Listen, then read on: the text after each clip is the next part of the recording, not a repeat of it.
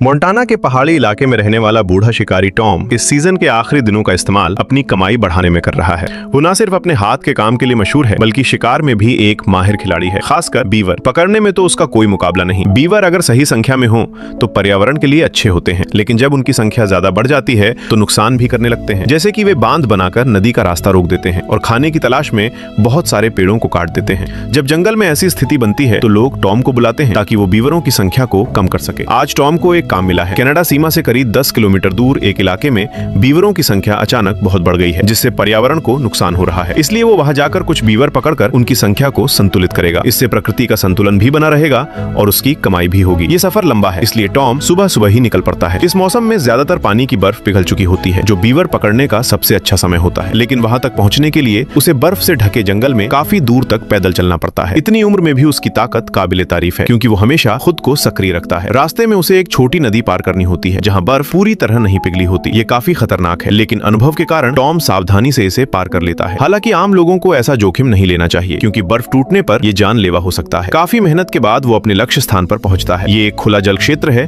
जो बीवरों के रहने के लिए आदर्श है। अपने अनुभव से वो दूर से ही उनके खाने के निशान देख लेता है, जिससे उसे पता चलता है कि यहाँ उनकी संख्या काफी ज्यादा है। वो अपना पहला जाल लगाता है, पानी से कुछ चीजें निकालकर उस पर खुशबू लगाता है, जिससे बीवर को लगे कि कोई घुसपैठिया उसके इलाके में आया है। गुस्से में बीवर बाहर आता है और जाल में फंस जाता है। दूसरा जाल वो बीवर द्वारा बनाए गए बांध के पास लगाता है, जहां वे अक्सर आते जाते हैं। वहां लकड़ी लगाकर रास्ता इस तरह बनाता है कि बीवर को उसी जाल से गुजरना पड़े। कई घंटों की मेहनत के बाद टॉम सारे जाल लगाकर घर लौटने लगता है, लेकिन रास्ते में ही उसे पता चलता है कि उसका पहला जाल सिर्फ 4 घंटे में ही एक बीवर पकड़ चुका है। इससे साफ है कि वहां उनकी संख्या बहुत ज्यादा है। अगले दिन वो फिर लौटता है और पाता है कि एक बड़ा बीवर करीब 40 पाउंड जाल में फंसा है। उसी जगह पर एक और बीवर मिल जाता है, यानी एक छोटे से इलाके में अब तक 3 बीवर पकड़े जा चुके हैं। लगता है उसने उनके बसेरे का पता लगा लिया है। ये तीनों मिलकर करीब $1500 की कीमत के हैं। लेकिन कहानी यहीं खत्म नहीं होती। आगे के जालों में उसे और 2 बीवर मिलते हैं, यानी एक ही दिन में उसने 5 शिकार कर लिए, जिससे उसकी कमाई $2500 तक पहुंच जाती है। इस तरह उसने न सिर्फ अपने सीजन की खराब स्थिति को सुधार लिया, बल्कि स्थानीय पर्यावरण की समस्या भी हल कर दी।